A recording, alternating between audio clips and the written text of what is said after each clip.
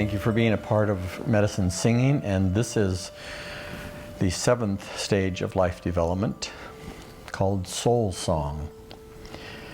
We've taken a journey together now for some time. There's been over 40 videos that you could watch, and we hope that they have been not only guidance but blessing to you and now comfort. What we're doing now is reviewing the 7 phases of life development and how they are intimately connected to your story. At this phase, when we talk about your life meaning and purpose, it has to turn to story, because cognitive work alone, rationality alone, is insufficient when we're talking about the heart. And usually when we have spoken of what is most important to you, it comes down to heart. And so we want the rational mind or strategic mind to be in service to the heart. How we do this is intimately related to the 7 phases of life development. When we began this journey, we began with discord. We spent time looking at those parts of one's life where we found it out of sync with what we desired. The vision we had for our life, or the outcomes we wanted, didn't seem to be matching the reality we were running into. There was a dissonance, a discord. It was an uncomfortable time when we spoke of discord, because we were talking about those parts of our lives that caused us pain or suffering. And so it was a sense of discomfort, discord, that we might have dreams, but when we looked at where we were in the world, it seemed like sometimes the world wasn't willing to cooperate with our dreams. There was this space and dissonance and discord from vision and current reality. And of course, then we brought our past to that story as well. Discord, we talked about being facing the east, because as the sun rises, it illuminates all that we are. I've heard it said that there are 3 things you cannot remain hidden for long: the sun and the moon and the truth. And so as we look to the east for illumination of that companion of ours that faithfully comes up every morning, even in discord, as it's illuminated in our lives, we give thanks because we are on a path. That illumination helps us understand what our next steps are. As we get clear on the discord, we become very aware that what is required is one of the grandfather and grandmother teachings, which is honesty, a rigorous honesty about our life, the outcome we want, the current reality that we face, and the past and all its many colors that we bring to this life. So we have looked to the east and the rising sun for illumination of our discord, and we begin then to find honesty as a core character value and spiritual value.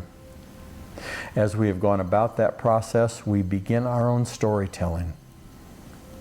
You will see when we get all the way to the end of comfort that this part, as well as every one of the 7 stages, is a serious component of your storytelling. Having dealt with discord, we find then that we've got to go deeper into life, and so we call that submergence. And it required bravery. We look to the direction of the south as that place of submergence into the warm and sometimes hot winds of the south that come for the growing season, but that bring a sense of burning at times and dryness as we submerge deeper into what the issues are that have brought discord. And we must experience bravery. The bravery to do what's right, to make right decisions, to make ethical decisions, to make decisions on behalf of our communities, our tribes, or our nations from our heart and not from our particular self-interest. We look out for one another since we're all relatives. As we have done discord and then submergence, we then move into emergence, where we come back up out of that intense time of facing our fears and facing sometimes the terrors of our life. We come back in emergence, and we look to the west as that direction. Out of those deep waters of the ocean, we come back up out of that darkness into the light and breathe and find a new respect for life. The third grandmother and grandfather teachings, respect. And so we have moved from honesty and bravery to respect, facing the west, the place where we have had to face many deaths during the day or during our lives, not only of people and relationships, but sometimes aspects of our dreams and the things that we cared about. Sometimes little deaths of four-legged family members that we cherished, two-legged family members, sometimes the death of part of our country, sometimes the death of part of our landscapes. But coming out of that fierceness, emerging out, we come with that deep breath, with gratitude that we have survived submergence, and coming up in emergence, we have another breath to take about life, this one breath that is promised to us in this lifetime before we drop this robe of many colors. And so now out of emergence comes this whole new beginning concept of life, where we then look to the north and find a quiet place we call quiescence. A place of quietude that allows us to rest and breathe, to have gratitude, to have time for reflection and self-care. That place in the north, and that place of quietude that we call quiescence. Now, having come from emergence into quiescence, that quiet place where we can rest our minds and spirits, we come with humility. It's the fourth teaching of the grandmother and grandfathers. We have come from discord, which required honesty, into submergence, which required bravery, to emergence, coming up out of the depths and breathing, this one breath we've been given, and breathing with a new sense of respect for this life and those around us and the world universe. And then we find to the north quiescence, a quiet place, which we enter with humility, understanding in the cosmos, most stories about creation do not begin with a human being. They begin with the stars or the vastness and planetary life, and then the story unfolds, eventually getting to humans. We have to remember our place in the universe. We have a sacred place, but it is only one of many parts. In balance, we find the fullness of life, just as we find on the medicine wheel in the circle of life. Now, out of this time of quiescence and quiet and humility, we look to the direction of above, where we take flight like the eagle or the condor. We call it volitation, the act of taking flight. We spoke of the Wright brothers, about how they're beginning journeys of one step at a time. On the one hand, caring for family. On the other hand, caring for following their dreams. Always a balance between those two, community and our dreams. Back and forth, caring for one another, until eventually heavier than air flight took place here on this planet, thanks to the Wright brothers. And so we take flight, eagle and condor, flying into our dreams, feeling a sense of exhilaration and being lifted up. We find now that the universe itself seems to gather around us and offer to us a sense of guidance, illumination, encouragement. sometimes confrontation, sometimes a pushing back to us to get us to readjust our path and stay on the direction of right action and right purpose, following our dreams. Volitation, the direction of above. In this act of flight, it is possible now because of wisdom. We've been gathering insights and revelations along the way, relationships of heroes and helpers and healers, gathering them around us, finding our sense of purpose and meaning and our place in the world universe, and seem to take flight in this volitation. And what a powerful experience it is, because it brings wisdom.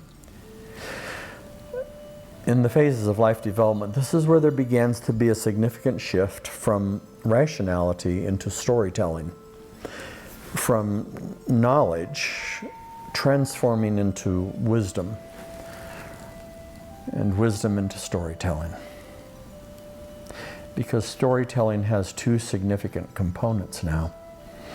One is it has that component of memory, that we can go back and look at every phase of life development that we've experienced and see an unfolding story that's being told through us and in us.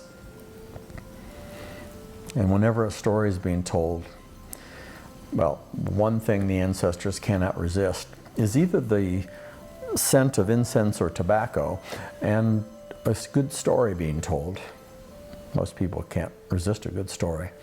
And so in the storytelling is memory, and in memory is hope, because we see the unfolding of the world universe in our own personal life. That's part of what happens in volitation. And then sometime, like the eagle or the condor, we have to come back down and land and be grounded again. Temenos, the sixth phase of life development. A sacred place, sometimes a sacred geographical place, sometimes a sacred place of experience for us that has changed our lives, a sacred place and space. And we find them in every one of the 7 directions, because it's all part of our story. There is not a separation where we can say that part was good and this part is bad. It's all our story. And so in the 6th phase of life development, Temenos, we have discovered that in every direction of the universe is a place of sacredness that we can always find, no matter what direction. And so it gives balance to the wheel of life, and it gives balance to our story and our experience. So as we look at this unfolding story, your story, we started with discord. And I invite you to think now, what was the discord that brought you here? What was happening in your life that was causing dissonance or pain or suffering? As you looked at the discord and then you began to submerge into the depths of your fears and anxieties or worries, what did you find, and what was that experience like? For some of it, it's terrifying. For some, it's significantly unsettling. For some, it's the experience of becoming a refugee, being torn from your homeland. For some, we were torn from the homeland of our certainties and find ourselves thrust into a world that we're not sure of in that submergence. Surviving submergence, we remember not everyone did. Some are lost along the way. And those that we love, we care, and we grieve about. But we survived and come through emergence and come out of that depth with a new sense of respect for life and a growing sense of places of quiet as we get a different perspective on life, into quiescence. And then we can find times when we just take flight with our dreams and our goals and our experiences, and the whole current of the world seems to lift us up. We can soar like the eagle or the condor. Volitation, the act of flight. And as part of that balance, we also come back and ground ourselves again and rest and find ourselves in temenos. And then we begin to understand that what we knew in terms of knowledge, the developmental phases of our life, we come to see is a current, a wave of motions that is a story, that is our story, your story, or our nation or tribe's story, or our community's story, our family's story. And so we've done 6 of the 7 phases. And where do we go now? That 7th direction, which is the direction of inward, into the heart. What I like to call is the soul's song. It's that story and song that is uniquely yours in the universe, no better, no less than anyone else's story. And actually, we need you to tell your story and be engaged in your story, because we're all related. And we begin to see then, in your story, in my story, our story, we have a say in how the universe unfolds. That can become pretty daunting for some of us, to think we really matter. So many of us suffer from feelings that we don't matter, that we're not good enough, or we're not sufficient. And the truth is, we are very sufficient. We have, in fact, on this journey, now that we are at the 7th stage of life development, that of the soul's song, we have been equipped along the way. So we have spent time sharing with one another who your heroes are, how they change your life, whose hero maybe you have been too, whose healers were in your life, and what helpers came along to help you just at the right time on the path when you needed it. We've seen the importance of asking for help, that when we didn't, we got sick. How important it is to give and grant and receive forgiveness, because when we didn't ask or give it or receive it, we also made ourselves sick. Or we tried to control everything in this vast and incredible universe, an act of insanity. We made ourselves sick. So asking for help, giving and receiving forgiveness, knowing we can't control everything, we can find that we are sufficient. In fact, our story is being equipped all along the way in every one of the 7 phases of life development. So as I have given them a particular or unique singular word, such as volitation, discord, submergence, emergence, quiescence, volitation, whatever that singular word is, I invite you to think back. You've gone through these 7 phases now, looking along the way, adding to your story, getting a perspective that gives you all of the life development perspective.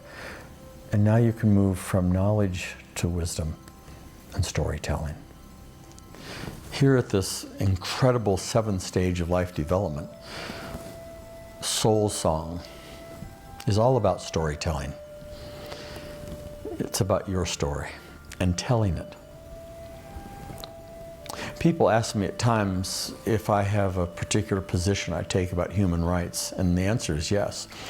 They've often asked then, well, what part of human rights are you talking about? Are you talking about water rights or reproductive rights? Or no, I'm talking about the singular human right to tell your story. And in that very act, because it involves memory, it involves hope.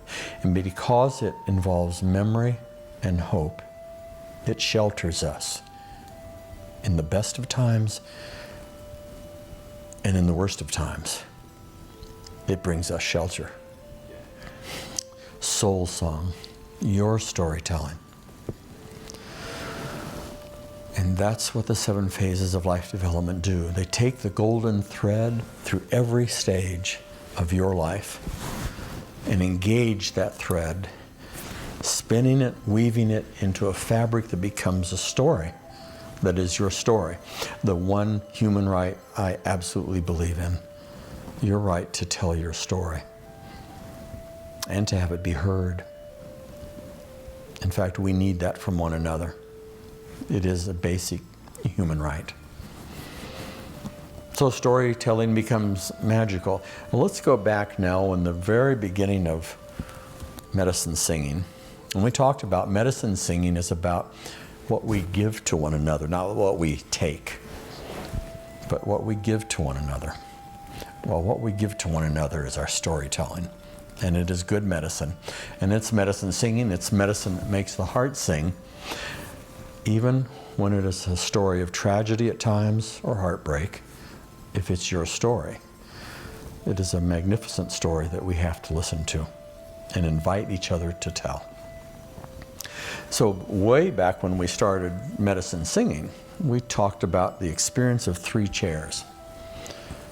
1 chair for singular solitude, the time that we need to spend alone in quiet reflection, rest, or meditation, in nature. 1 chair. 2 chairs for me and for you. 2 for myself and a friend, for you and your friend. 2 chairs. 3 chairs representing community. You and others gathered together. All 3 in balance are essential. And so as we go through the phases of life development, we find this growing sense of wisdom that allows us to have a sense of groundedness and power and peace when we are alone, when we are with a friend or loved one, and when we are in community. And it's all 3 that we bring our story to. Back then, I told you the story of my father in a small town in Indiana going to a retreat about housing for the elderly. And in that particular town where he lived, he took that seriously when he heard the story. And in his unfolding story, gathered people together as a group in community, the 3 chairs or more, and harnessed a power of community together for housing for the elderly. And the end result was housing for the elderly in that town, which still is there in Indiana. But before that story, he had met my mother, whose whole family background is from Scotland. And in Scotland, many, many years ago, in the early formations of that land, there were what were called the clearances, where masses were cleared off the land and forced to migrate, become refugees in their own land, to leave the area we now call Scotland and to migrate to other parts of the country. And so in my mother's lineage, housing is very important. Shelter is very important. And when my father married her, his compassion and passion for community and hers for the understanding of a place called home matched themselves together.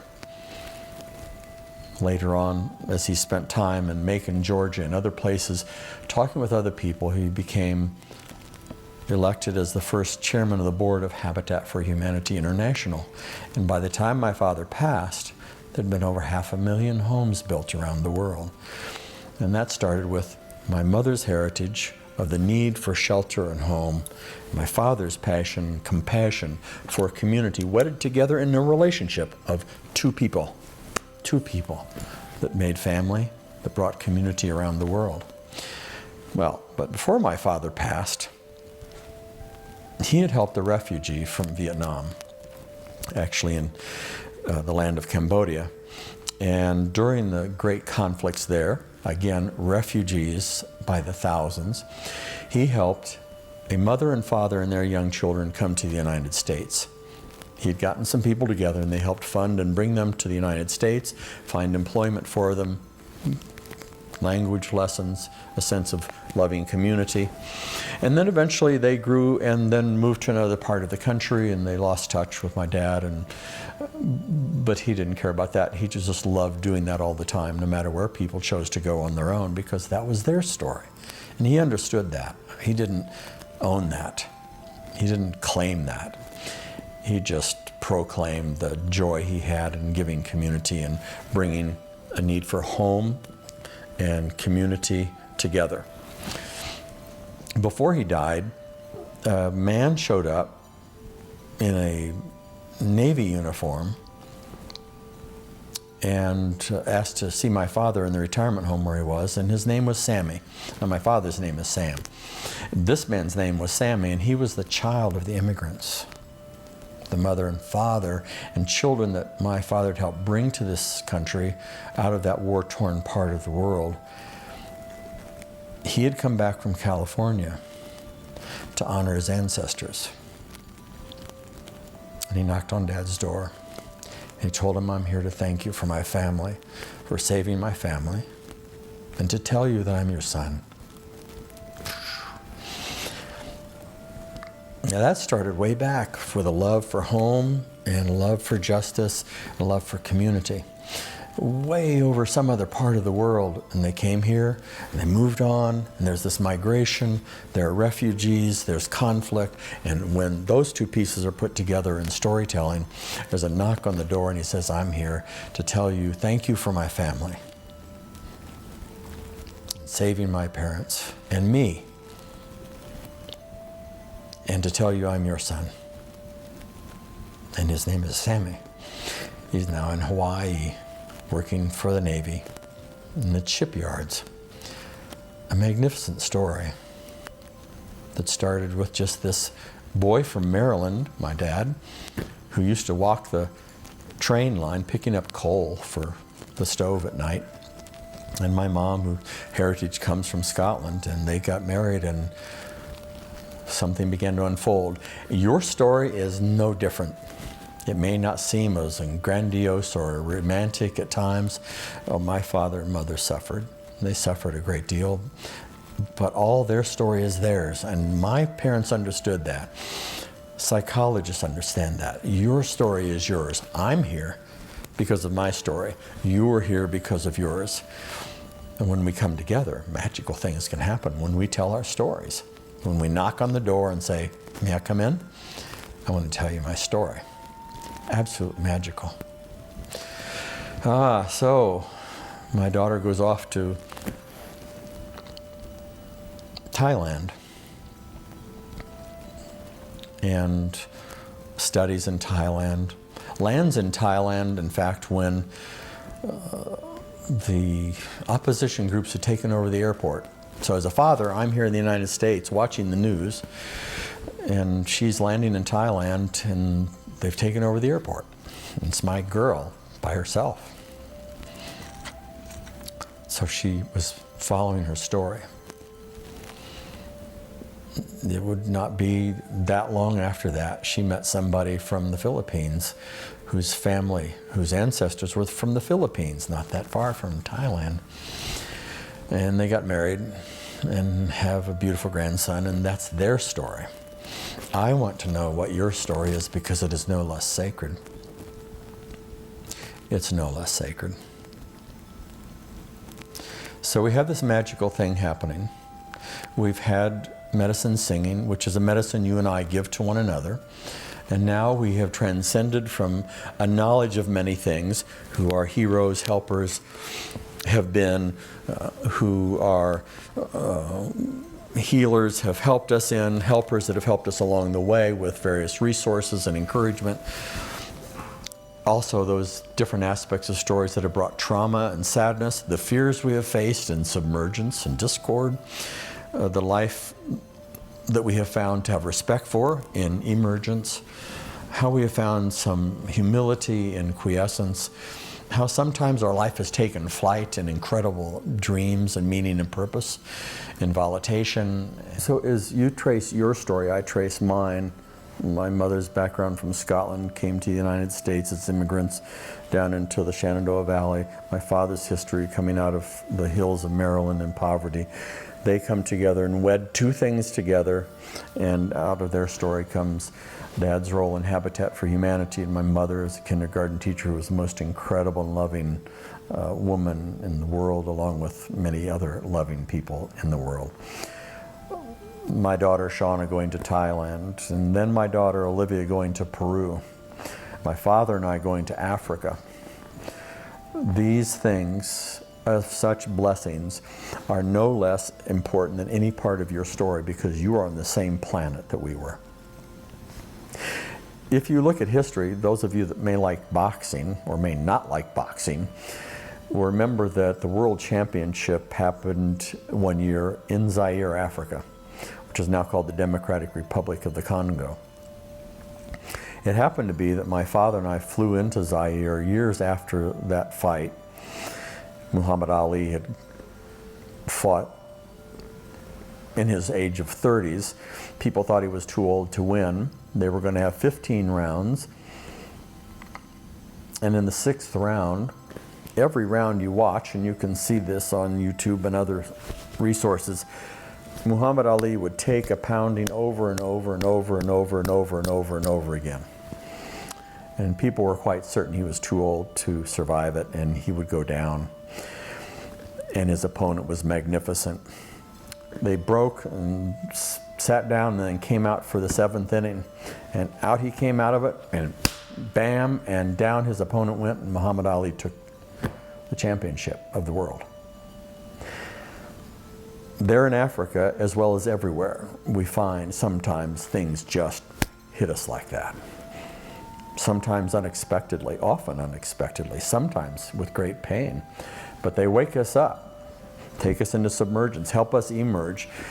We put all those pieces together, the expected and the unexpected, the times that we get slammed, the times that we become champions, and the times where we think of ourselves as losers. And I invite you to respect it with the greatest respect, because it's your story. My hope is that in Medicine Singing and the 7 phases of life development, you have found a way to articulate your story. And as you put it together, I invite you to tell it to others, trusted loved ones. Write it out, record it, draw it, sketch it, dance it, record, so you can pass it on. Storytelling has a power in it that indigenous peoples have always known.